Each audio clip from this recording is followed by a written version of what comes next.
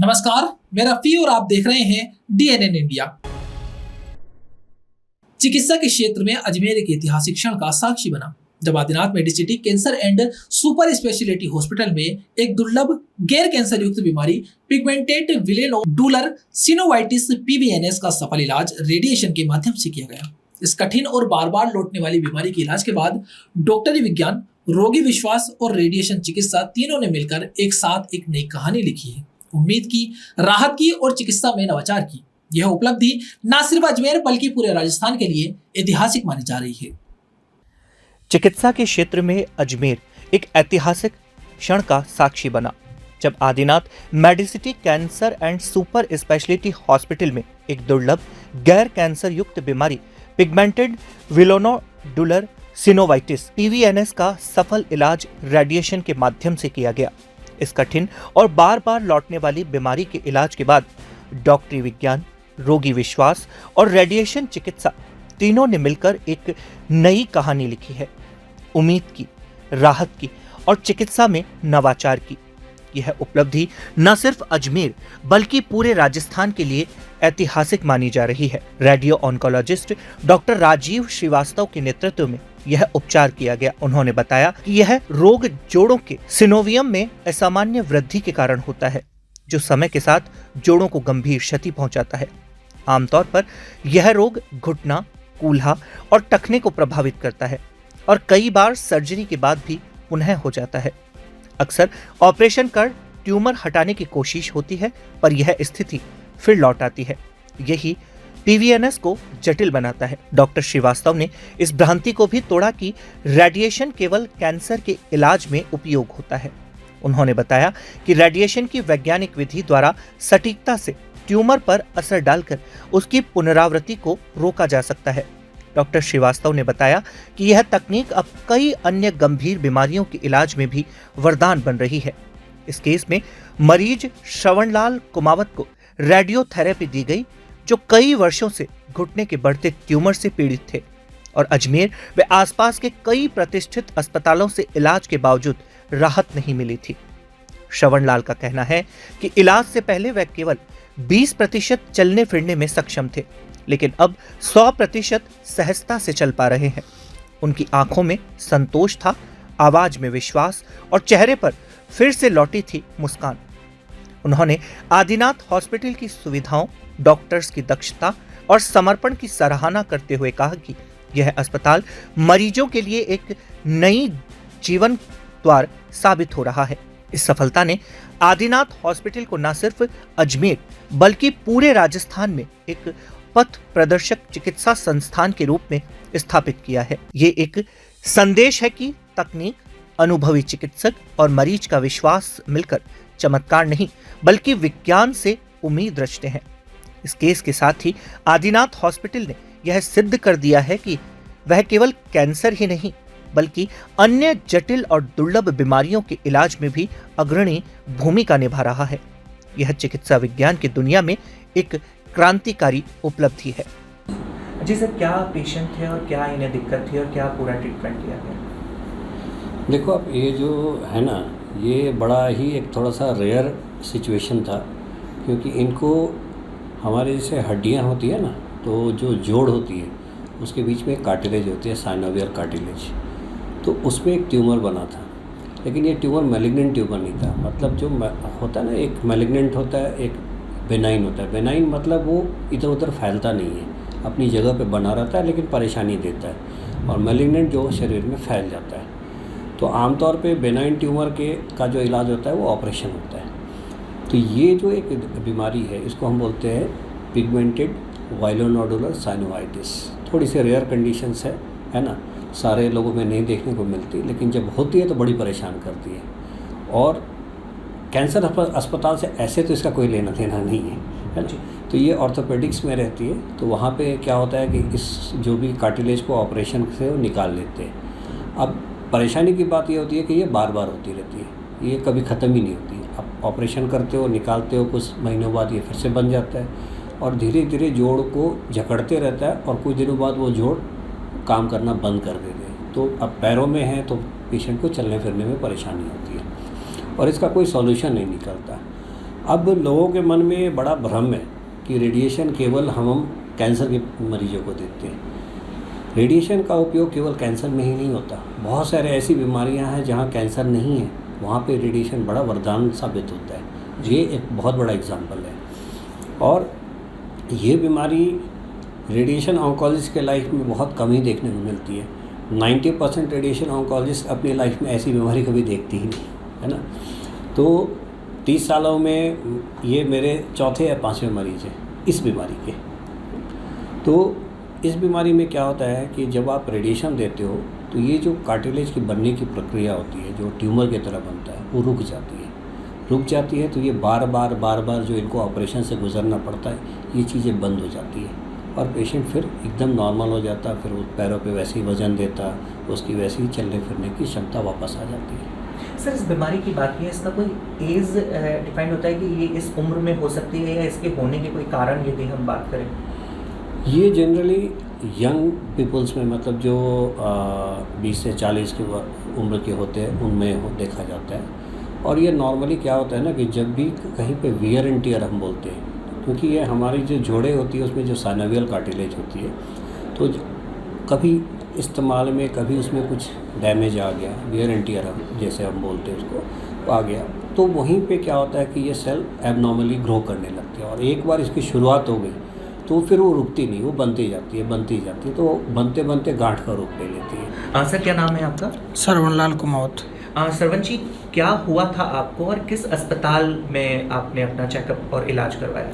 मेरे पैर में ना ट्यूमर बढ़ रहा था। पहले मैंने जेलन में इलाज लिया था, फिर क्षेत्रपाल में लिया, उसके बाद आरएस में लिया, और तीनों जगह से मेरा वो पैर में दोबारा से हो रही थी बार बार तकलीफ। लेकिन फिर मैं इधर आदिनाथ मेडिसिटी हॉस्पिटल में डॉक्टर श्री राजीव श्रीवास्तव से मेरा ये ट्रीटमेंट रेडिएशन थेरेपी लिया था। उसके बाद अभी मैं आराम से चल सकता हूँ, फिर सकता हूँ, घूम सकता हूँ, वजन ले सकता हूँ। इस पर मेरे को काफ़ी कुछ हद तक आराम है, बिल्कुल आराम। पहले और अभी की स्थिति की बात हम करें तो कितना फर्क है? पहले क्या स्थिति थी चलने फिरने में और अब कैसा है? पहले मैं 20% चल सकता था, अभी 100% चल सकता हूँ मैं जी। 100। सर, अस्पताल में यहाँ आपने ट्रीटमेंट लिया डॉक्टर राजीव श्रीवास्तव सर का, यहाँ की व्यवस्थाएं, डॉक्टर साहब का जो ट्रीटमेंट का पूरी प्रक्रिया रही, वो सब कैसी थी? और एक नंबर है सर, लाजवाब है, 120% लाजवाब है। क्योंकि है ना, सर का व्यवहार, सर का ट्रीटमेंट, यहाँ की साफ़ सफाई, यहाँ के कर्मचारी, सबका एकदम नंबर 1 है सर। सर, कहाँ से हैं बेसिकली आप?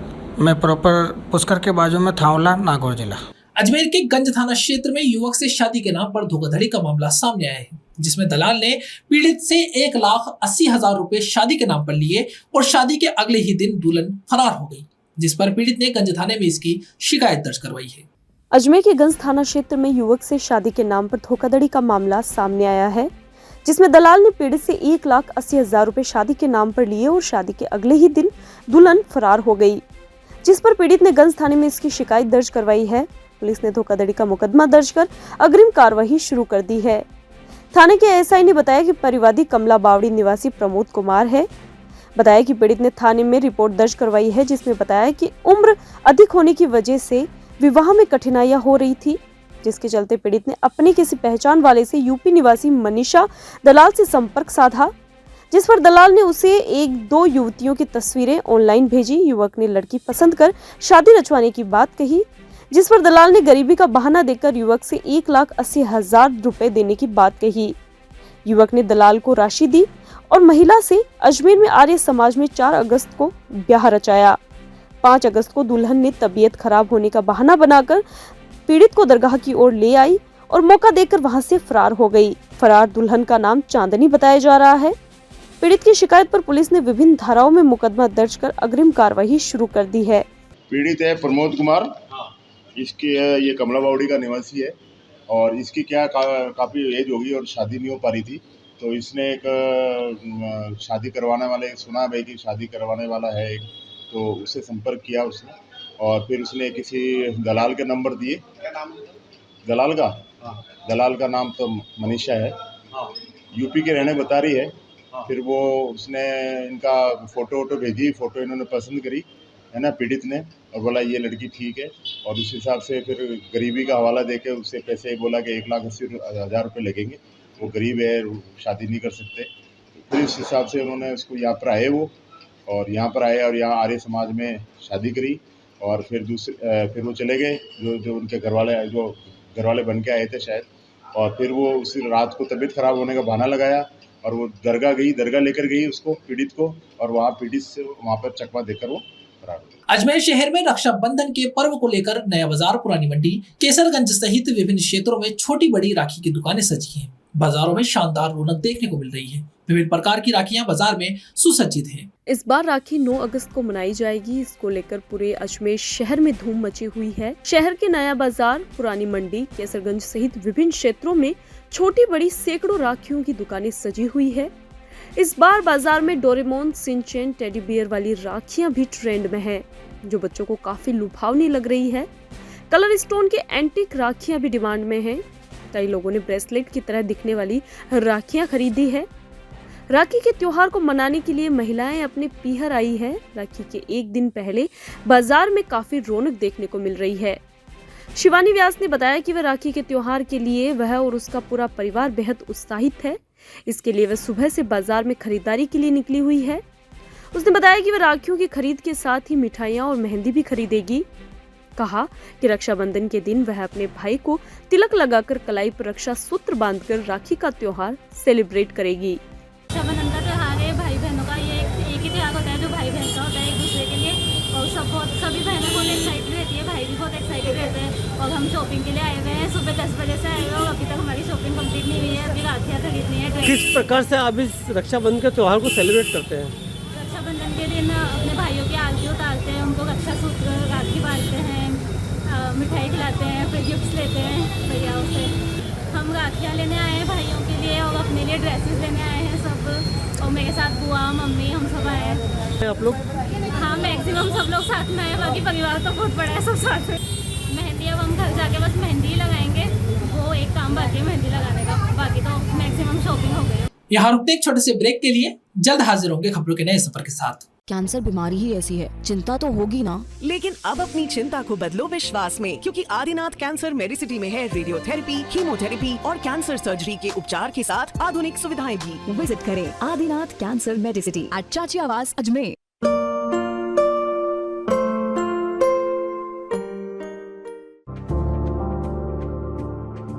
Excited? Holidays will be very boring for me.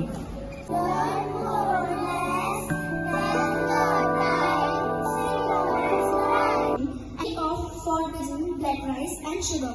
This black rice has a very unique flavor.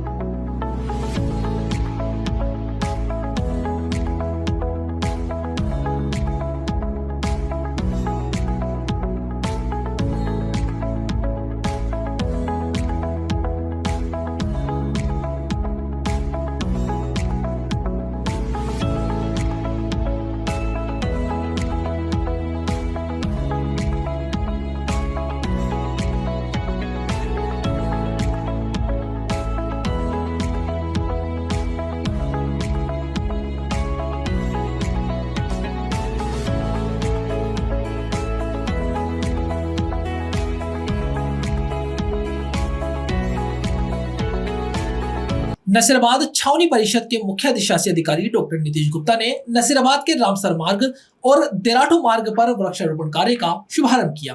Gupta ने 4 चरणों में अवैध अतिक्रमण हटाने की कार्यवाही के बाद दोनों मार्गों पर सड़क के किनारे ट्री गार्ड लगाकर वृक्षारोपण के कार्य का शुभारंभ किया। नसीराबाद छावनी परिषद के मुख्य अधिशासी अधिकारी डॉक्टर नीतीश गुप्ता ने नसीराबाद के रामसर मार्ग और देराटू मार्ग पर वृक्षारोपण कार्यक्रम का शुभारंभ किया। गत दिनों में छावनी परिषद नसीराबाद के मुख्य अधिशासी अधिकारी डॉक्टर नीतीश गुप्ता ने 4 चरणों में अवैध अतिक्रमण हटाने की कार्यवाही की तथा रामसर मार्ग और देराटू सड़क मार्ग के दोनों तरफ से पूर्ण रूप से अतिक्रमण हटाया। दोनों मार्गों पर सड़क के किनारे ट्री गार्ड लगाकर वृक्षारोपण के कार्य का शुभारंभ किया।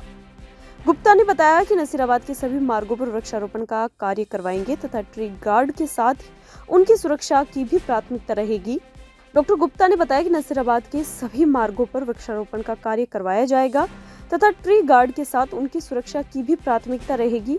वृक्षारोपण के दौरान रोपे गए वृक्षों की सुरक्षा के लिए छावनी परिषद द्वारा बड़े ट्री गार्ड बनवाए गए, जिनसे वृक्षों की सुरक्षा सुनिश्चित हो सके। गुप्ता ने बताया कि वह श्रीनगर रोड, अजमेर रोड तथा कोटा रोड पर भी सड़क के किनारे इसी प्रकार ट्री गार्ड लगवाकर वृक्षारोपण का कार्य करवाएंगे, जिससे नसीराबाद में प्रवेश करते समय तथा नसीराबाद से बाहर निकलते समय आमजन को हरियाली नजर आए। कहा कि शहर के सरदार वल्लभ भाई पटेल उद्यान में वह कुछ बड़े और महंगे वृक्ष भी आमजन के सहयोग से लगवाएंगे। साथ ही उन्होंने आमजन से अपील भी की है कि वह भी इस हरित क्रांति में सहयोग करते हुए कार्य करें। बता दें कि आयोजित किए गए वृक्षारोपण कार्यक्रम में शहर के समाज सेवी गोविंद नारायण जिंदल व रोहित गुर्जर ने वृक्ष उपलब्ध करवाए, जिनका रोपण किया गया। आज नसीराबाद छावनी में हमने लोगों के सहयोग से एक बहुत बड़ी मुहिम का स्टार्ट करा है, जिसमें हमने पौधों को लगाने का स्टार्ट करा है, जो कि रामसर रोड और दराटू रोड से स्टार्ट हुआ। हम बहुत टाइम से लोगों ने हमें बोला हुआ था कि सर हम सहयोग करना चाहते हैं, और नसीराबाद की जनता बढ़ चढ़ के सहयोग कर रही थी कि हम पौधा देना चाहते हैं सर, आप ट्री गार्ड की व्यवस्था करके हमें लगाइए। तो जैसे कि आप देख पा रहे हैं बहुत ही अच्छे ट्री गार्ड हमें मिले हैं, और साथ ही अभी रोहित गुर्जर जी और हमारे साबुन फैक्ट्री वाले गोविंद जी, उन्होंने हमें पौधे दिए हैं। और मैं लोगों से और अपील करता हूँ कि ऐसे ही और पौधे दीजिए। पौधों से शायद कुछ नहीं होता, लेकिन एक जन भागीदारी बन जाती है। जन भागीदारी बनने से आप उस पौधों का ध्यान भी रखेंगे और वो पौधे आगे बढ़ेंगे। और आने वाले दिनों में ये सिर्फ 2 सड़कें नहीं, जो कोटा सड़क है, श्रीनगर वाली रोड है, जो अजमेर वाली सड़क है, वहाँ पे भी ऐसे ही ट्री गार्ड लगा के और अच्छे पौधे लगाए जाएंगे। और मैं और एक दूसरी निवेदन करना चाहता हूँ कि पटेल गार्डन, जैसे कि सबको पता है कि हम पटेल गार्डन को एक ऐसा गार्डन बनाना चाह रहे हैं जिसमें लोग डेली वहाँ पे आएँ। तो कल ही मेरे पास कुछ लोग आए थे, मैंने लोगों को निवेदन करा था कि जो बहुत ही अच्छे एस्थेटिक प्लांट्स होते हैं, जिसमें डेट पाम जैसे पौधे आते हैं, एक की कीमत 4000 से 5000 की होती है, तो चाहे तो आप हमें ला के दे दीजिए, चाहे हम खरीदेंगे। तो मेरे को बताते हुए बहुत ही खुशी हो रही है। कल ये एजुकेशन समाज हमारे पास आए थे, तो 15 पौधे उन्होंने बोला है। तो अगर हमारे पास सारे बंदे रल मिल के 2 पौधे मैं अपनी सैलरी से दे दूंगा, 3 दे दूंगा, 5 दे देंगे, तो आप भी अगर सहयोग करेंगे तो अपने पास 40-50 अगर ऐसे पौधे हो जाएंगे, तो वो गार्डन एक ऐसा गार्डन बन जाएगा, ऐसी जगह बन जाएगी जहाँ लोगों को एक आधुनिक सुविधा मिलेगी। तो आप लोगों से मैं निवेदन करता हूँ कि जो व्यक्ति उस पौधों को लगाना चाहते हैं वो भी अपना नाम लिखाएं, ताकि हम उस गार्डन को एक अलग तरीके का बहुत अच्छा गार्डन मिल सके। सावन महीने के समापन के अवसर पर पुष्कर के IDSMT कॉलोनी स्थित जोगड़िया धाम में विभिन्न धार्मिक कार्यक्रमों का आयोजन किया गया, जिसके तहत सातु बहना बिजासन माता बायासा महाराज का विशेष पूजन किया गया और मंदिर में स्थापित शिवलिंग पर विशेष जलाभिषेक का भी आयोजन किया गया।